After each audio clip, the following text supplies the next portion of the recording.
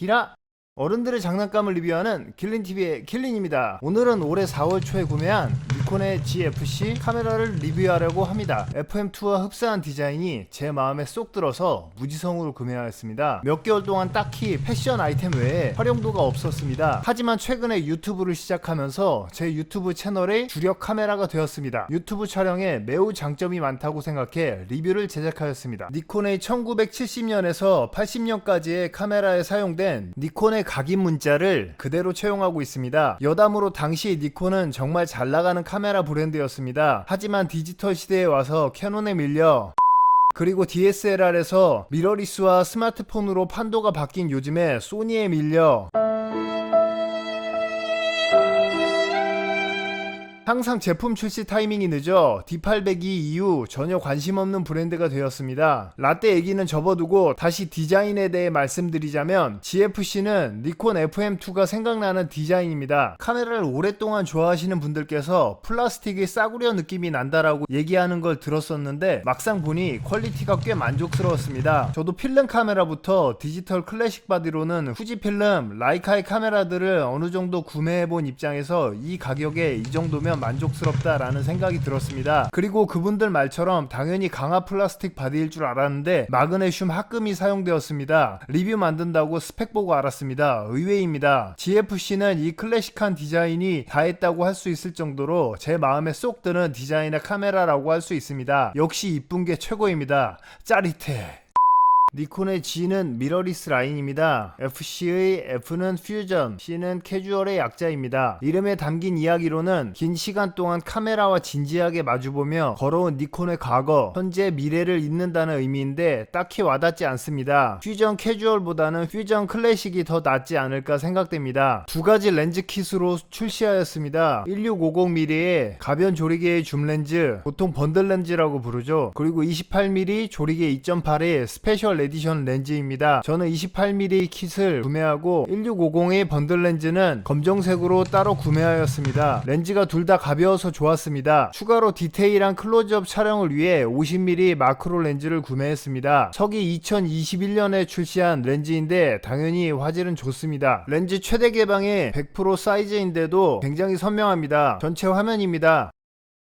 프리미엄 익스테리어라는 별도 유료 서비스를 지원합니다. 딱히 특별한 거는 없고 컬러 바리에이션을 해주는 서비스입니다. 저는 클래식한 블랙 그 자체가 좋습니다. 익스텐션 그립 GFC GR1을 별도로 팔고 있습니다. 기능도 없는데 쓸데없이 너무 비쌉니다. 저라면 3분의 1 값에 기능이 좀 더 있는 스몰리그 걸 살 것 같습니다. 그렇다고 사시는 분을 말리진 않겠습니다. 그냥 부러워만 하겠습니다.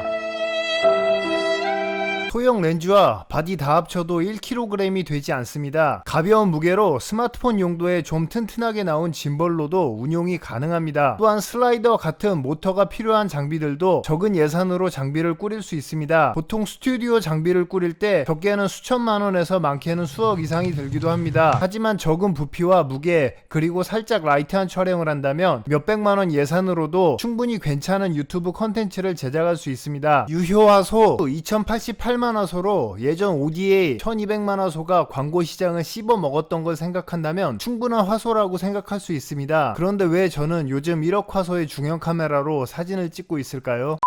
사진의 화질 같은 경우는 요즘같이 이미지가 상향 평준화된 시대에 크게 드릴 말씀이 없긴 합니다. 당연히 러 파일의 고정 관용도가 좋고 제가 처음 DSLR을 썼던 2000년대 초반과는 달리 엄청나게 고감도 입자가 부드럽습니다. 그 외에 더 중요한 기능을 얘기하자면 우선 라이트룸이나 캡처원 같은 사진 전문 프로그램에서 섀도우 촬영을 지원하지 않습니다. 스튜디오에서 광고를 찍으시는 분들이 사용할 수 있는 카메라는 아닙니다. 저 같은 경우도 광고 키 비주얼을 만드는 일을 하고 있어 일할 때는 보통 중형 카메라들을 사용하고 있습니다. 10비트 지원이나 로그 감마 촬영 같은 건 지원하지 않습니다. 로그 촬영은 다빈치 리졸브 같은 소프트웨어로 컬러 그레이딩을 하시는 분들에겐 맞지 않는 카메라입니다. 보통 CF나 방송 영상, 영화 제작을 하시는 분들이 이 카메라를 찾을 일은 없을 것 같습니다. 그래도 저는 유튜브 컨텐츠 촬영용으로는 훌륭한 스펙이라고 생각합니다. 일단 4K UHD 30p를 지원합니다. 제가 최근 올린 유튜브 3편과 지금 지금 만드는 이 리뷰 모두 FHD 사이즈 60p로 촬영하였습니다. 태블릿과 스마트폰 같은 모바일 환경에서 스트리밍으로 보는 유튜브 컨텐츠로 분명히 충분한 사이즈입니다. 저 또한 로그 촬영이 안 돼서 컨트라스트 강한 날 어떻게 하지? 란 쓸데없는 고민을 했었습니다. 아무래도 광고를 만들다 보니 클라이언트 입장에서 무한한 수정이 가능하게끔 보정 관용도가 넓은 게 좋다는 강박이 생겨서 그런 것 같습니다. GFC의 경우 액티브 디라이팅 기능을 설정해 놓으면 그림자와 밝은 곳의 노출차가 클 경우 노출 과다와 부족 모두를 억제해 줍니다. 후지필름의 카메라들 같이 센서의 다이나믹 레인지를 최대한 활용하는 것 같습니다. 이런 방식으로 적당한 컨트라스트를 유지하여 실물에 가까운 톤을 재현해 줍니다. 또한 HDR과 달리 화상합성 프로세스를 하지 않아 움직이는 피사체에서도 유용하다고 합니다. 물론 HDR 기능이 따로 있습니다. 그리고 이렇게 촬영된 영상을 프리미어 프로 같은 영상 편집 프로그램에서 약간의 톤 보정을 할 때 딱히 문제될 게 없을 만큼 보정을 할 수 있었습니다. RGB 커브를 살짝 틀어서 좀 더 쨍한 날의 컨트라스트를 줄여주거나 색온도를 조절하는 등 무리 없이 조작할 수 있었습니다. 근데 이 정도면 되지 않나? 최장 29분 59초의 동영상 기록이 가능합니다. 혹시나 긴 강의를 촬영하시는 분들은 좀 더 기록 시간이 긴 캠코더 또는 영상 전문 카메라를 구매하시는 게 좋을 것 같습니다. 저 같은 경우는 1분 이내로 끊어서 촬영하고 그걸 또 잘라서 편집하기 때문에 크게 불편함이 없었습니다. GFC의 경우 웹캠으로도 사용할 수 있습니다. 니콘에서 제공하는 웹캠 유틸리티를 다운받아 설치하고 OBS나 줌을 이용할 때 설정해 주시면 됩니다. 우선 웹캠 유틸리티를 다운받아 주시고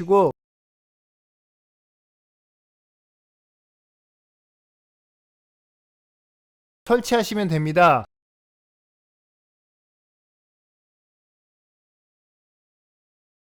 OBS도 다운받아 주시고 설치하시면 됩니다. 하단 소스 목록에서 플러스 버튼을 누르고 비디오 캡처 장치를 눌러줍니다. 새로 만들기에 이름을 써주시고 확인을 누르시면 카메라 설정 끝! 원하시는 위치에 화면을 설정해 주시면 됩니다. 스냅 브릿지라는 전용 어플이 있습니다. 카메라와 와이파이 연결을 통해 스마트폰으로 사진 및 동영상을 전송할 수 있습니다.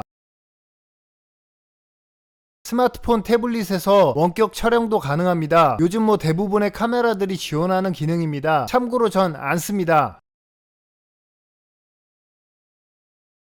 조작감 또한 클래식합니다. 카메라 상단에 다이얼이 위치하여 조작할 수 있습니다. 디자인적으론 만족스럽습니다. 다만 ISO 다이얼에 오토의 온오프 컨트롤도 같이 들어가 있으면 좋았을 것 같습니다. 이 기능의 경우 다른 버튼으로 뺄 수도 없어서 메뉴 들어가서 바꿔줘야 하는데 정말 귀찮습니다. I 메뉴로 자주 쓰는 기능을 넣어 컨트롤할 수 있습니다. 니콘은 원래 예전부터 보급기에 많은 기능을 넣어주기로 유명합니다. 물론 아까 얘기했던 오토 ISO 온오프 할 수 있는 기능은 못 넣습니다. 니콘의 고급 기종에 들어가는 원형 아이피스 그리고 안쪽에는 236만 도트의 EVF 뷰파인더가 있습니다. 전혀 안 써서 좋다 나쁘다 라는 느낌이 들지 않습니다. 미러리스는 역시 액정 모니터를 보고 찍는 게 좋더라고요. G 시리즈 최초의 회전식 액정 모니터를 탑재하고 있습니다. 스위블 액정이 들어가 있어 뭔가 비디오 카메라 같은 간지가 납니다. AF 영역을 인물로 해놓고 스위블 액정을 보며 찍으시면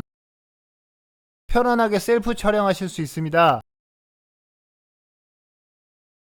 셀피를 찍으시는 분들께 아주 활용도가 좋습니다. 다만 스마트폰과는 달리 어리고 뽀얗고 잘생기게 보이는 필터가 들어가 있지 않습니다. GFC로 촬영하신다면 사실적인 본인의 얼굴을 확인할 수 있습니다. 사진을 찍은 후에 스마트폰으로 전송해 보정 어플들을 활용해 보정하는 방법도 있습니다. GFC의 경우 엔트리급 카메라로 전문가들이 활용하기엔 주요한 몇 가지 기능들이 빠져 있습니다. 하지만 전문적인 이미지를 못 만들지는 않습니다. 카메라의 기능을 떠나서 채널의 목적에 맞게 기획력을 키우는 편이 좀 더 좋을 것 같습니다. 아니면 제로투 댄스나 코카인 댄스 같은 걸 배우는 게 좀 더 현명한 선택이라 할 수 있습니다. 이상입니다. 그럼 구독, 좋아요, 알림 설정 부탁드리고 다음에 또 만나요.